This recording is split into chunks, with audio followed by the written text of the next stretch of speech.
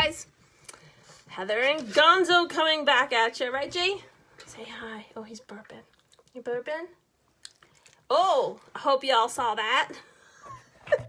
All right. So today we had an experience this morning that I want to bring to everybody's attention. So, like I said, we're promising to do a video a day about essential oils and our animals. Gonzo volunteered again. He loves to be on the camera. Right, Jay? You want to say hi? Hi. Hey, Patty. So today we're going to talk about fragrances, perfumes, scented things like that. So this morning, Kevin works at a hospital. He's a nurse. And he came home. He's like, somebody let me try this lotion that they had at work. I think he said it was like eucalyptus and something. And he goes, it smells so bad on me. I need to take a shower. And the smell was so perfume-like. Like all the dogs woke up sniffing it. Like, what is that? Like it wasn't their normal sniff that Daddy's home. Look, he's turning around because he wants me to put oils on his back. This is what happens when your dogs love oils. So I'm just going to put some on because he volunteered today. So,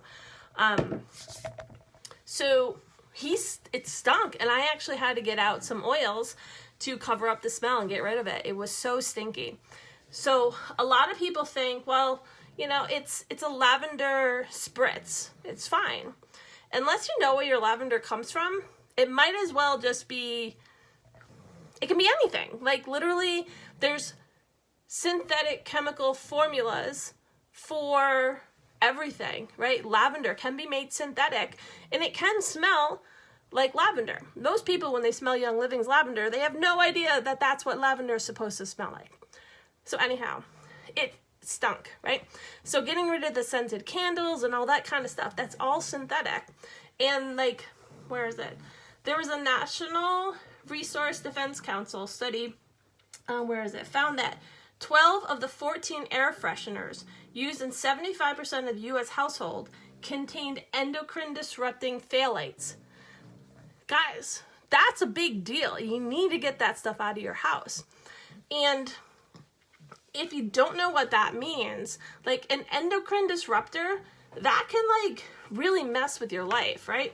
So that's all like, you know, like it just does a lot to your body. I'm not even going to tell you what it does because I want you to look it up and discover it for your health. But it messes with your hormones. It messes with everything, right? So today I want to talk a little bit about why we don't use perfumes. One, because they're synthetic. And the reason I'm happy Gonzo volunteered is this little guy licks everything. If I work with shelter dogs, they're always giving kisses or they're licking. And if you're wearing perfumes and it sits on your skin and you can smell it, the animals can actually lick it and ingest it. So I know when I'm using Young Living that my scents that stay on me, if they lick it and ingest it, it's not harmful. Hey, where are you going? Go over here. You said you wanted to be on TV. Okay, so a lot of people are like, it's so hard to ditch a candle. It is. It was really hard for us. But I did it for these guys, right? Because all that synthetic,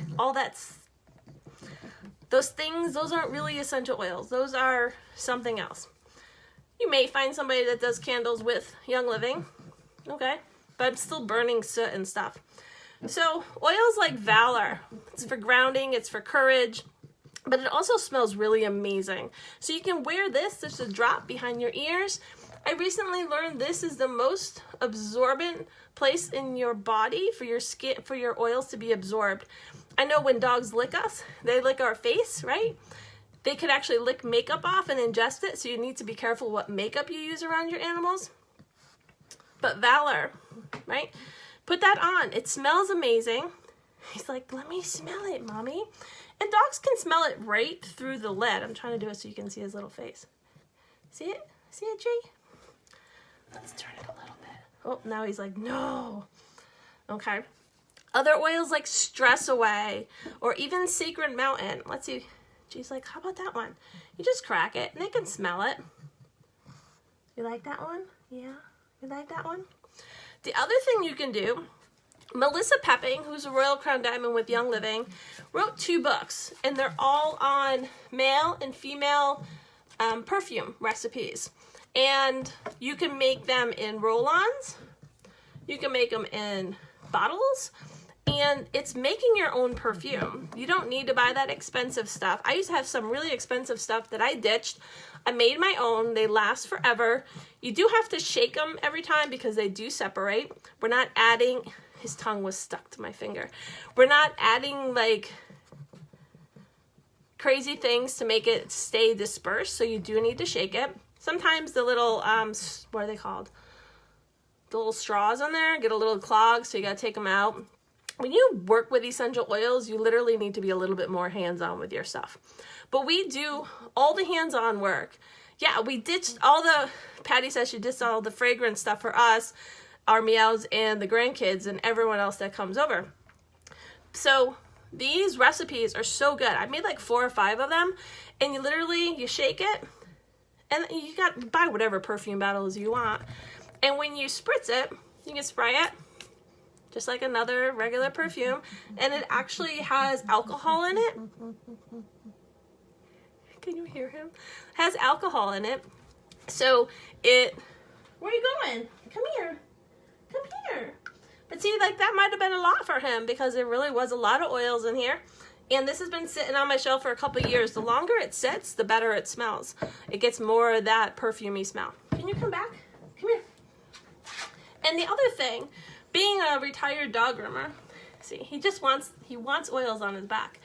Being a retired dog groomer, I used to spend a lot of money and had a lot of friends that spent a lot more money on really expensive perfumes. Like in bottles like this that might be like 2 or 3 ounces, costing $70, $80, $90, only available certain times of the year, blah, blah, blah. And they're synthetic. They're just synthetic. They're not good for anybody. When we spritz something on a dog, their hair is like little straws that absorbs it.